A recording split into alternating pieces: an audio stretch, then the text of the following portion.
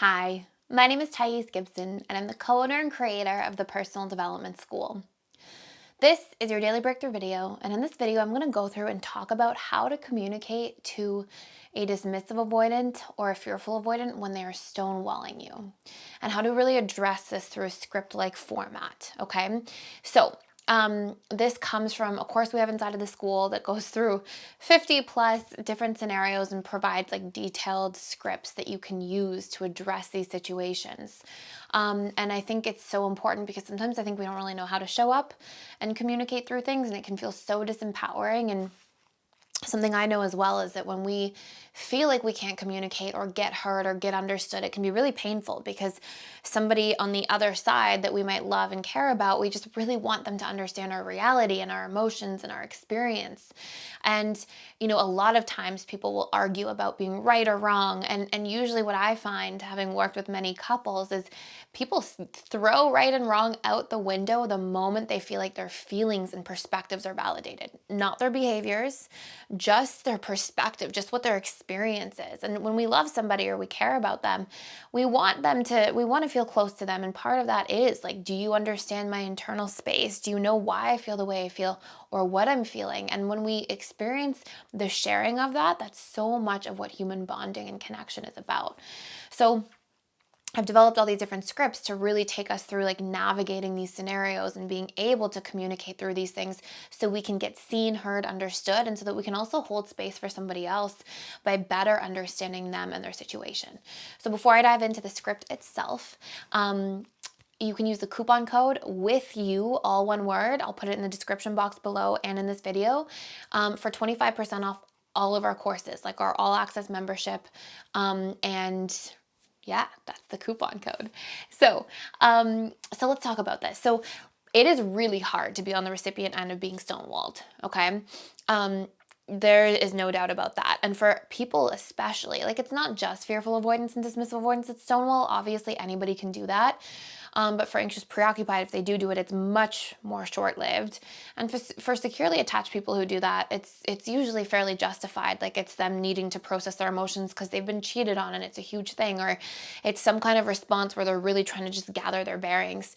Whereas more so for fearfuls and dismissives, it's like a protective mechanism and it can happen more often and it can be something to go through all the time. And that's tough being on the recipient end of that. So obviously, if like that's somebody always doing that to you, then you want to be aware of it and you want to be able to decide if this is a healthy relationship for yourself or not. But you want to communicate about it first and get really clear about how to communicate about it so you can see if the needle moves and if things change.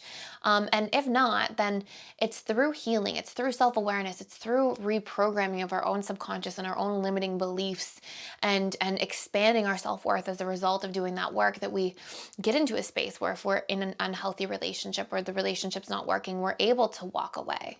What I find is that it's people who are carrying a lot of their own internal baggage that they need to work through, and not because it's like a wounded baggage person, but because like you've been through traumas and pains and things that your subconscious is storing and recreating or replaying the fear of, right? Like how hard it would be to leave a relationship and feel those abandonment wounds again. But if you clean up the abandonment wounds, it's easier to leave an unhealthy relationship. So anyways, it's once we do the inner work that we get really empowered to leave or set harder, firmer boundaries around the things that are not working in our lives, okay? So this isn't a video, just to let you guys know, it's not a video to say stay with somebody who stonewalls you and it's up to you to do the work. This is your video for how to be accountable and recognize these things and do the work and see if the needle moves. And then if it's not, then you know to walk away because there's a huge unhealthy pattern that dominates your relationship. So anyways, you guys get what I'm saying. Okay. So here's something you might say, for example, okay? You might say, hey, I can feel that you're shutting me out right now. And I totally want to respect the space and the time that you need in order to process what you're experiencing. But at the same time, I want you to know that if you stay in a mode of stonewalling me we're not going to get the opportunity to get to the root of what the problem is. And then I'm not going to be able to understand what's happening inside of you and be able to resolve it with you. And so I would love if you could hear me out as well. And I would love to understand what's going on inside of you so that I can also meet your needs. And please think about this and let me know if there's a time you feel comfortable openly communicating about this.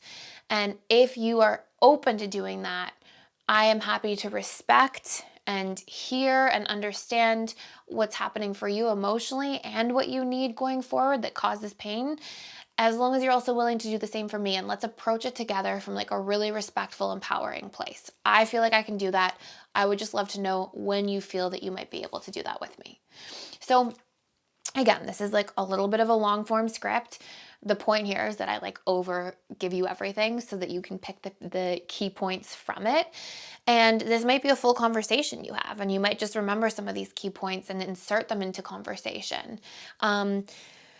Or you might be sending this in a text message, and you might just pick, shorten the sentences and do things like that. But the key behavioral dynamics that are happening in that are, number one, identifying the problem to the person. Sometimes people who are fearful avoidant or dismissive avoidant, they're so sort of like engulfed in their own emotions and experience that they don't even realize that they're like stonewalling and that their actions have an impact. So you're, number one, pointing that out very gently. You're saying, hey, I can feel that you're shutting me out right now.